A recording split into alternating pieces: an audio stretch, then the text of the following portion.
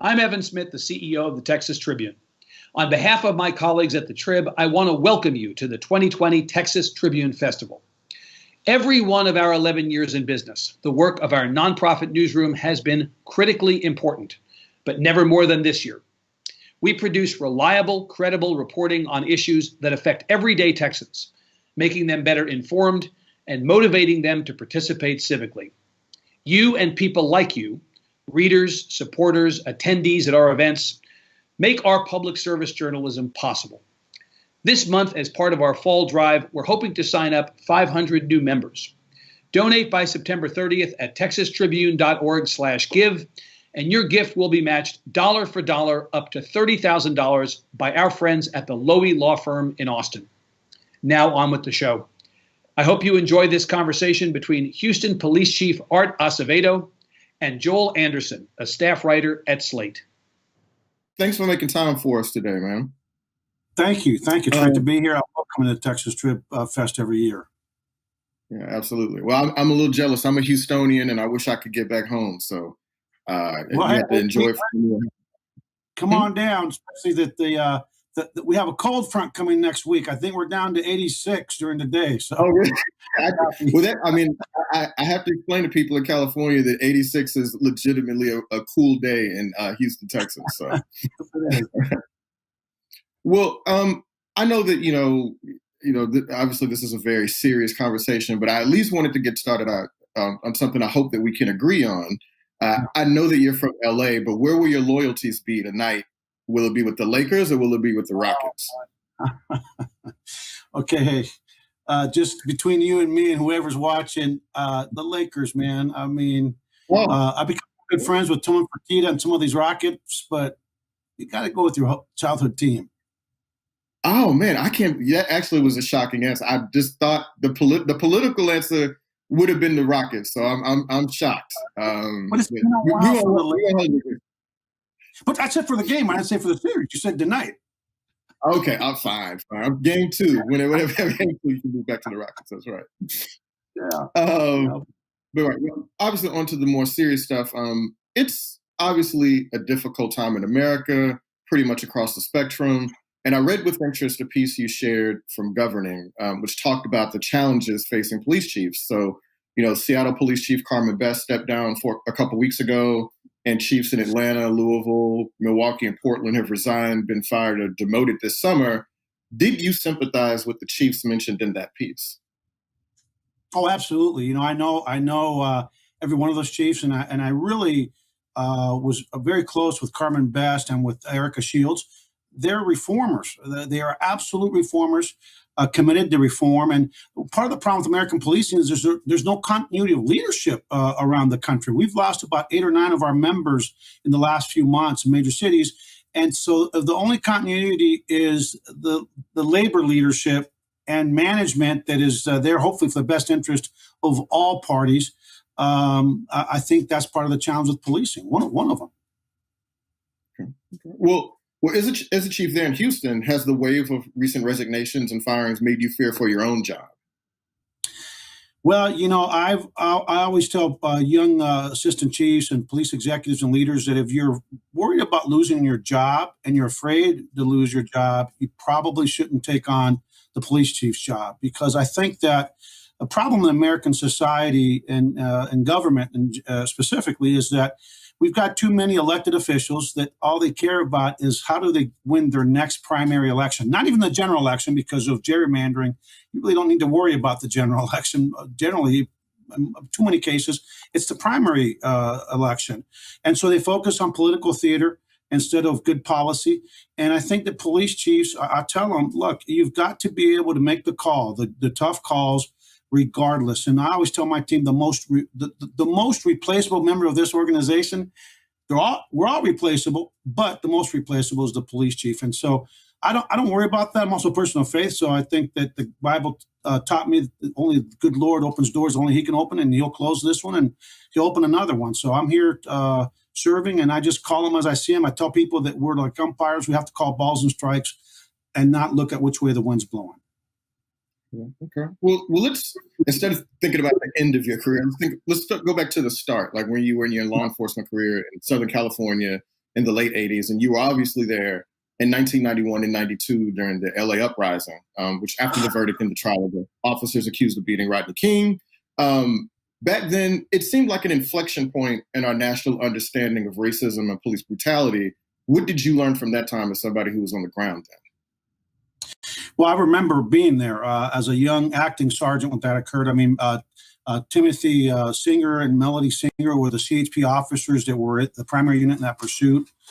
And let me tell you what I learned. I learned that as a young leader, that if we don't do the right thing for the right reasons and hold police officers accountable when they don't do the right thing, that the consequences are deadly. And I'll never forget, I was pretty young back then. I was probably in my late 20s. And I'll never forget being in the heart of South Central. It looked, you couldn't see the sun. And I'm with my helmet on. I've got a shotgun. You know, some firefighters were actually shot the first night of the riot. Over 50 Americans lost their lives during the Rodney King riots. And I'll never forget, as I looked up and down the street, you know, scared, because if you're not scared, you're lying, right? I mean, it's ugly out there. Everything's on fire. And you know, the thing about African-American communities and minority communities historically in South Central at the time, there were no supermarkets, there were no CVS stores, there were none of those things. So the little old people, especially the ones that couldn't drive, they'd have to rely on the little mom and pop store, the little pharmacy. And as I look, everything's on fire. And I don't know, I've told the story before, where these two little black ladies came from, but they're like ninjas. They snuck up on me and they touched me from my arm. I almost jumped out of my uniform, and they said, "Officers, we just want you to know that we know that the most police officers are good, and we love you. We're praying for you, and we appreciate you." And as they were talking, I start looking around, looking at these things that, you know, little old people. My mama never drove, right? My dad, you know, never taught her to drive. It's that generation. And with guys my witness, I started crying in front of strangers because of the impact that the systemic failures of policing and society that go well beyond policing was having on those ladies at that moment in time. And we still haven't gotten to where we need to be. Well, that's what I was going to ask as a follow-up. I mean, so what has changed or not changed about policing in the last 25 to 30 years since then? Like, what lessons have, you know, policing taken from that moment, do you think? Well, I think that legitimate police departments have worked, and the profession has worked diligently to try to move the ball forward. And I think that when you talk to the communities that are disproportionately impacted most by by bad policing, by bad cops, which are disproportionate communities of color and poor communities, to include poor white communities. I think sometimes we forget in America to talk about poor white people. There's a lot of poor white people out there, and a lot of people don't talk about them. And then people ask, why are they so angry? Well, hell, nobody talks about them. But it disproportionately impacts those communities.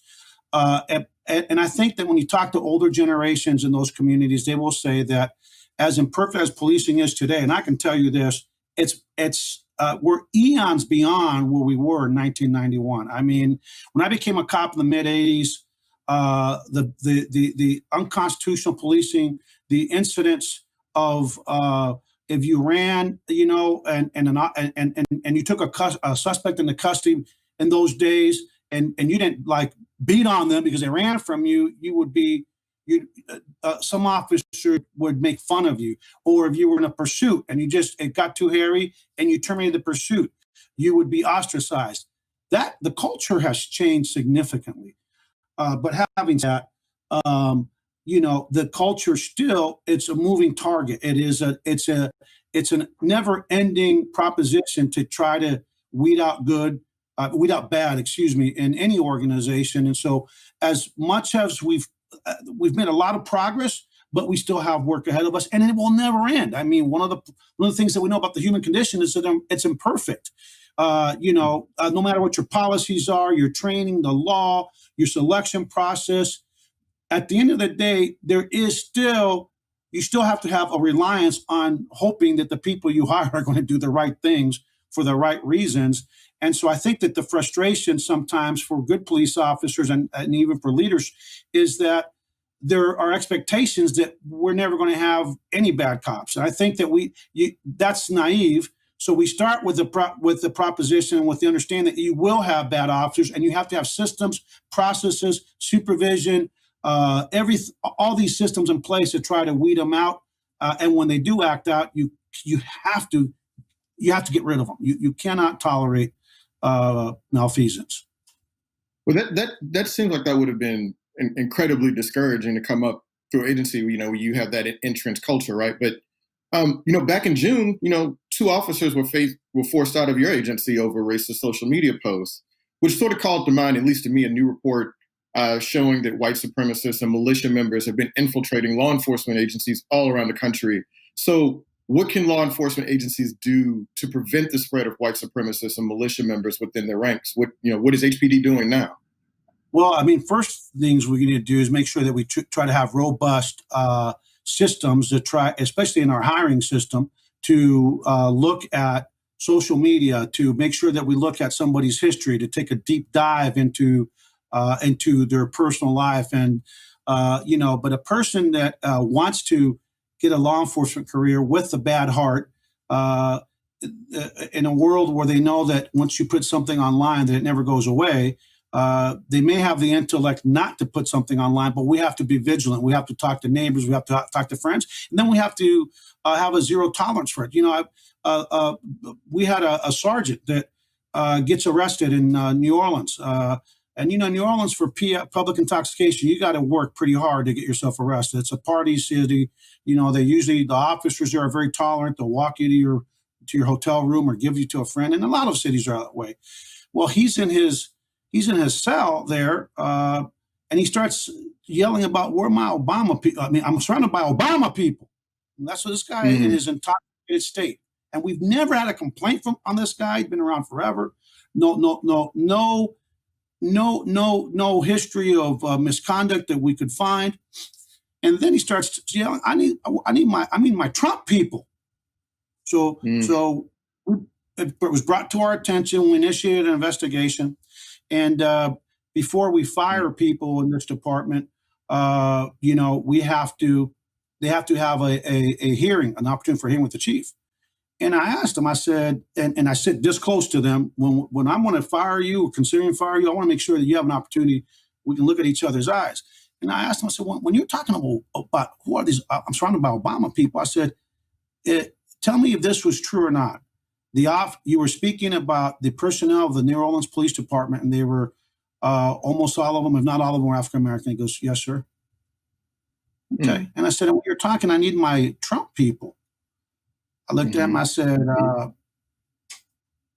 were you talking about you needed white people to be around you?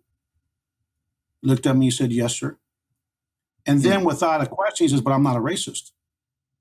And I looked at him, I said, you know what? You may or may not be a racist, but let me ask you a question. Have you ever heard the old saying that when people are drunk, drunks speak the truth and show their true colors? He said, yeah, I got to give him credit. I mean, he answered the questions. At least he was honest. Yeah, right. Yes, sir. But I'm not a racist. And then I looked at him and I said, okay, I'm not going to call you a racist, but were your thoughts racist, and to create the perception that I have a member of this department, a sergeant, is racist? And he says, yes, sir. And to make a long story short, he ended up resigning and retiring. He didn't stick around for discipline. But the key to American policing, the biggest problem, it's not the cops. I promise you, Joe. It's chiefs that tolerate mediocrity. It's chiefs that, don't want to piss off the unions or, don't want to anger the workforce. And they don't understand that the worst thing that we can do is to tolerate and coddle misconduct, because you hurt the vast majority of the officers. And by the way, I don't ever talk about bad apples anymore, a few bad apples, because we've had to unfortunately part ways for over 160 officers here in this department over the last almost 4 years now. And that's not a few bad apples. That's a few bushels of apples. Well, that must be, speaking of that, man, that's terrifying, right?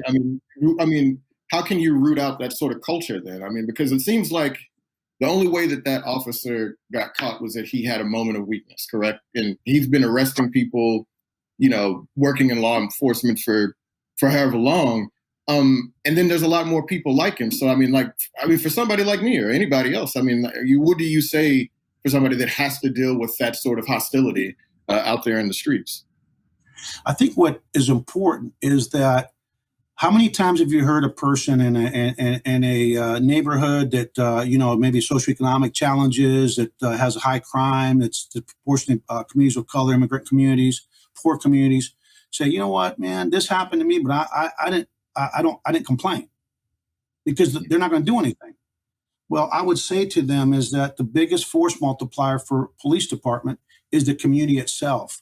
Whether or not you think anything's going to happen, you've got to let us know when you're mistreated. You have to let us know when officers don't do the right thing, because we owe that to our neighbors, we owe that to our friends, but we also owe it to the good police officers who have to pay the price of these knuckle draggers that exist and across society, right? I mean, there's doctors that are highly educated that will perform unnecessary surgeries just to collect insurance, or they're working with attorneys. So it's just part of the human condition. But I would say that it's important for the community to, whether or not they think something's going to be done, to always let us know. And then the other piece is when officers do a good job and they really stand out and you feel like they really went the extra mile, let us know that as well, because we want to build up the good cops, because we want them to continue with that behavior. We want to encourage it. You were one of the first police chiefs to George Floyd killing and hours of that terrible video going viral. And as recently as a couple of months ago, I saw you retweet something in support of Breonna Taylor, which is obviously, that's unusual among police chiefs. But you've also pleaded with people to understand the righteous anger of protesters. So given all of that, what did you think of the Jacob Blake shooting and how Kenosha, Wisconsin police handled the subsequent protests? Let me tell you, anytime you shoot somebody in the back 7 times, this is what I was just asked about this yesterday. I go, look, we have to start with the premise that unless there's something that we don't know, that Mr. Blake was, grabbing a gun that we can't see, but the officer might have seen it. I don't know. But absent the guy was getting a gun, Mr. Blake, to turn around and shoot the officer, there is no defending that. But here's the problem with that. We don't know what was going on because the department didn't say anything. They just kept quiet. And there was a vacuum of information. And in a world of social media, of cell phone videos, in our department, my philosophy is that at every officer involved shooting scene, guess who goes to the scene? The police chiefs, the assistant police chiefs. We walk the scene, we look at the evidence, there's body-worn cameras, and we have an opportunity. We'll look at it, we'll listen to what people are saying, because you have an idea and you can assess very quickly whether you have a problematic shooting or not. And then within 90 minutes, guess who's on TV telling the community, here's what we know now. I don't like releasing body-worn camera videos right away because it can have an impact, and we can talk about that on the process. But that vacuum of information has created a big problem. And so I think the transparency is really important, and putting out information is key. And like I said about other incidents from the get-go, there's a lot of tough questions that need to be asked and answered to the community and to the officers that want good policing. Sure. Well, that police chief, to the extent that when he did speak, he essentially blamed protesters for their own death, right? And then and President Trump, he was there, went there and talked tough about sending, troops in to protest, the cities where he felt like police weren't being tough enough. So what did you think of Trump's comments this time around? You've told him to, and I quote, shut your mouth, right? So, what did you think of what he said this go around? Listen, for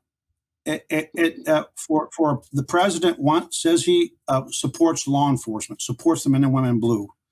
And what he doesn't understand or care to understand or care to acknowledge, that the president's job is to tamp it down. The president's job, like he tweeted law and order, and I responded peace and reconciliation on Twitter. We don't need the president or any elected official if there is, there's extremes on both ends of the political spectrum. I talk about this all the time. They're extreme. They're out of touch with a lot of us. And what they don't understand, they have one thing in common. They're extreme, right? And so if you have a group that's maybe center left, and then you're encouraged that's angry and protest, and then you're encouraging a group that's center right to come and create conflict. We saw what happened in Portland. That's not leadership. That's irresponsible. And that places the protesters at risk.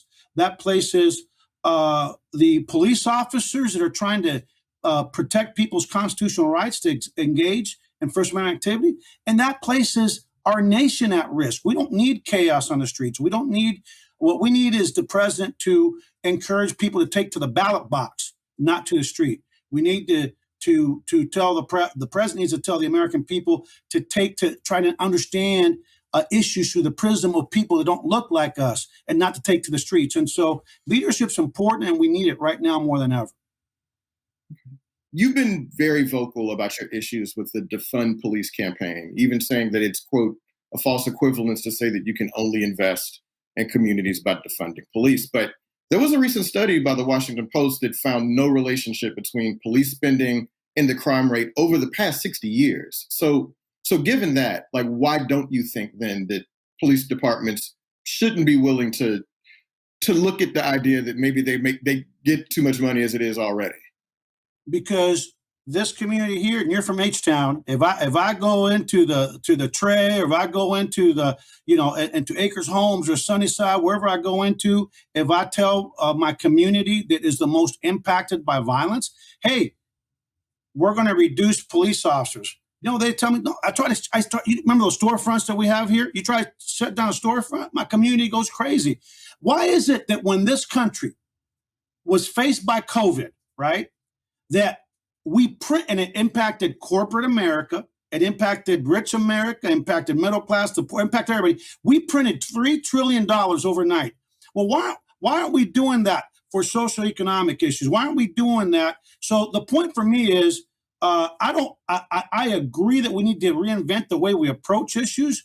We need to invest in our communities, but I don't think it should be an either or proposition. I think that communities of color and poor communities are entitled to being safe, to have respectful, constitutionally sound police officers, and to have the mental health services,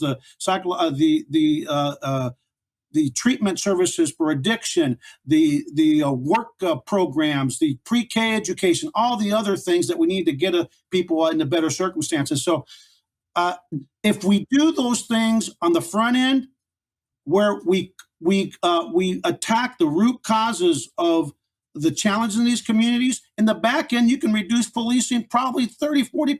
It's called investing in the issues and the challenges that lead to crime in the first place.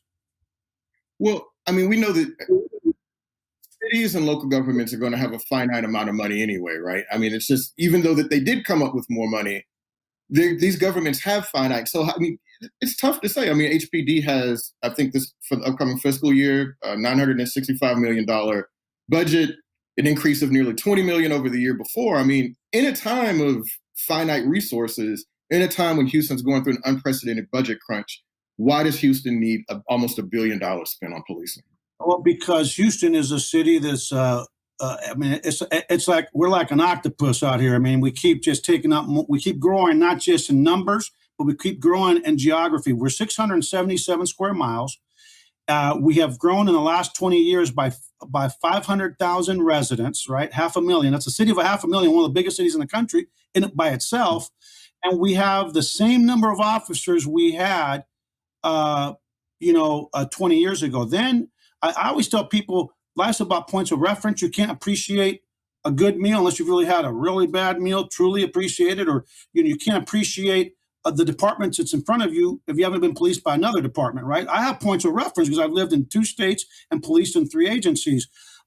So when you look at our department, and I fight for my city, right? Because if you look at our department with 5,300 cops, our overtime budget is $11 million, only $7 million for operations, $4 million for court overtime, and compares to Chicago, which is basically the same size in terms of population, but they're 248 square miles. They have almost 13,000 police officers and $140 million in overtime. The number one deterrent to the violent crime is to have a police presence. And the best part of relational policing is having time to, and I can show you the data from some of my experiences, and to engage in that relational policing outside of the 911 call loop. We want to have the ability to do other things besides just go from call to call to call. Well, it seems like that money, though, could be better spent. And I mean, I know you talked about needing to spend it on the front end rather than on the back end, right? But it just seems that that's the sort of money that could go towards infrastructure, towards, mental health services, schooling, whatever else. But we can agree to disagree on that, because but Joe, there's a lot of government waste. Trust me. Right. That's true. But you guys like, right? You know what I mean? Like that's a lot of money. You know, I mean, that's a lot. I agree. I like it. Like I said, when we start doing what we need to do, I'm not opposed to the concept of reduce and the ability to actually reduce our spending on public safety. That'd be a win if it's done right. Yeah, I mean, right. And you talked about, people in communities, saying, hey, look, we want good policing, we want safe policing. But, in July, Houston's ACLU chapter and Black Lives Matter Houston and other organizations released a report showing that Black people, they only make up 23% of the population, but they make up 36% of police stops, 49% of citation eligible arrests, and 63% of those shot by HPD officers. So this is your department. What should HPD be doing differently to remedy these disproportionately punitive measures against Black people? Well, we're about to launch a cite and release program that I've been trying to get here, like I brought in Austin many years ago, but trying to get this county, because remember, we're not the prosecutor and we're not the courts. It's been a heavy lift. We want to have a cite and release program for two reasons. That way, we reduce the potential for conflict between community members and suspects and us. I mean, young people that have a record or they're afraid to go to jail, they're more apt to either try to evade on foot or in a car. But if we create a perception and a reality that, hey, I'm going to get a ticket, all I'm going to do is going to get a ticket, and then I'll get my day in court, I think that we reduce the level of and the potential for conflict. In terms of the total numbers, part of the problem is, and I've got Dr. Goff, Philip Atiba Goff, my buddy from the Center for Policing Equity. They're looking at all of our data now to see and let me know. And I was the first department in Austin to actually let them look at all the data with attribution, because we want to be transparent, right? He had done it with other departments, but it was without attribution. So we're waiting to get that report back to see whether there are opportunities to see if we're not doing things right, what we can do better. And so we've got a bunch of things in the works.